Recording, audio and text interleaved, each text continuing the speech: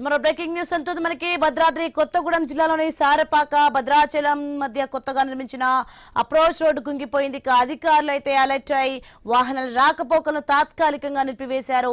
ఇక ఈ వంతెనపై తెలంగాణ, ఆంధ్రప్రదేశ్, ఛత్తీస్గఢ్ రాష్ట్రాలకు చెందిన వాహనాలు నిత్యం తిరుగుతుంటాయి.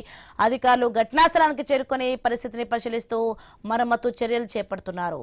ప్రస్తుతానికి భద్రాచలం, సారపాక మధ్య రాకపోకలు పాత బ్రిడ్జి మీదుగా కొనసాగుతున్నాయి.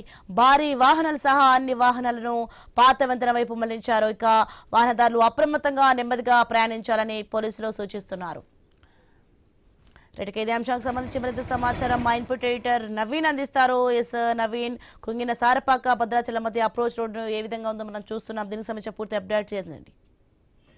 ఎస్ అవును, మనం చూడొచ్చు. భద్రాద్రి కొత్తగూడెం జిల్లా భద్రాచలం గోదావరి నది మీద కట్టినటువంటి వంతెన, అంటే భారీ వంతెన అని చెప్పుకోవచ్చు. దాదాపు ఇది పూర్తయి కూడా 2 ఏళ్ళు మాత్రమే అవుతుంది. 2 ఏళ్ల కాలంలో గతంలో నిర్మాణం చేస్తున్న సమయంలోనే ఒకసారి ఫిలర్ కుంగిపోయింది. అంతేకాకుండా ఇప్పుడు మనం చూసుకుంటే భద్రాచలం సంబంధించినటువంటి కనెక్టివిటీ, అంటే 3 రాష్ట్రాలకి, ఇది తెలంగాణ వైపు నుంచి దాదాపుగా ఛత్తీస్గఢ్, ఆంధ్రప్రదేశ్, ఒడిశా, ఈ 3 రాష్ట్రాలకు కూడా కనెక్టివిటీ చేసేటువంటి ఈ భద్రాచలం వారేదని చెప్పుకోవచ్చు. ఇక్కడ ఈ ప్రస్తుతానికి మొత్తం కూడా స్టార్టింగ్ పాయింట్, ఏదైతే సారపాక స్టార్టింగ్ పాయింట్ ఉంటుందో భద్రాచలం ఎంట్రీ ఇచ్చే స్టార్టింగ్ పాయింట్ కొత్త బ్రిడ్జ్ మొత్తం కూడా అప్రోచ్ రోడ్డు మొత్తం కూడా కుంగిపోయింది. అంటే బ్రిడ్జి దగ్గర సరైనటువంటి నాణ్యతతో నిర్మాణం చేయలేదని చెప్పేసి కూడా అక్కడ ఉన్నట్టు గ్రామస్తులు ఆగ్రహం వ్యక్తం చేస్తున్నారు. ఎందుకంటే గతం నుంచి కూడా పూర్తిసారి కూడా ఈ బ్రిడ్జిని నిర్లక్ష్యం చేస్తున్నారు. గతంలో కట్టేటప్పుడు ఒక పిల్లర్ కుంగింది, మళ్ళీ ఇప్పుడు పూర్తిగా స్టార్టింగ్ పాయింట్ లో మొత్తం కూడా కుంగిపోయిందని చెప్తున్న సిచ్యువేషన్ కనపడుతుంది. అయితే బ్రిడ్జి రాకపోకలు మొత్తం కూడా అధికారులు మొత్తం నిలిపివేశారు. ముందుగానే గమనించిన సిచ్యువేషన్ కనపడుతుంది. ఎందుకంటే భారీ ప్రమాదాలు జరిగేటి ముందుగానే అధికారులు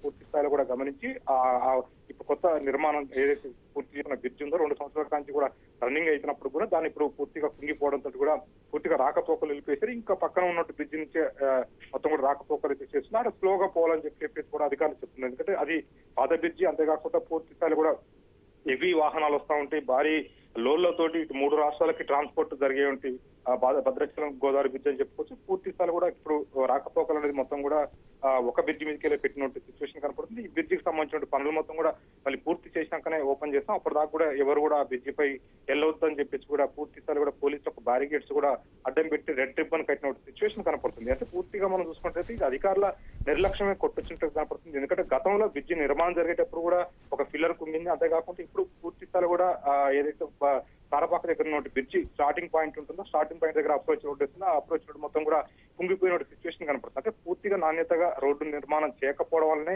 ఇది బ్రిడ్జి కుంగిందని చెప్పేసి కూడా అధికారులు చెప్తున్నారు. పూర్తి స్థాయి కూడా వాటిపై ఎంక్వైరీ చేయాలని కూడా అక్కడ ఉన్నటువంటి కొంతమంది స్థానికులు కూడా కోరుతున్న సిచ్యువేషన్ కనపడుతుంది. ఎందుకంటే ఇన్ని కోట్లు పెట్టి ఒక వంతెన కడితే ఆ వంతెన దాదాపుగా 2 సంవత్సరాలు మాత్రమే అవుతుంది ప్రారంభించి. ఈ 2 సంవత్సరాలలో పూర్తిగా ఇట్లా కుంగిపోవడం ఏంటి, ఈ విధంగా బ్రిడ్జి జాతీయ రహదారి బ్రిడ్జి ఈ విధంగా కావడం ఏంటి అని చెప్పేసి ప్రజలైతే ఆగ్రహం వ్యక్తం చేసినట్టు సిచ్యువేషన్ కనపడుతుంది. ఏదైనా పూర్తి స్థాయి కూడా రాకపోకలు మొత్తం కూడా నిలిపివేస్తున్నట్టు చెప్పారు అధికారులు. అంతేకాకుండా బ్రిడ్జి సంబంధించిన బ్రిడ్జి నిర్మాణ పనులు మొత్తం పూర్తి అయిన తర్వాత మళ్ళీ ఈ బ్రిడ్జిని పునర్ప్రారంభిస్తామని చెప్పేసి కూడా చెప్పినట్టు సిచ్యువేషన్ కనపడతా ఉంది. Soni, thanks for the information.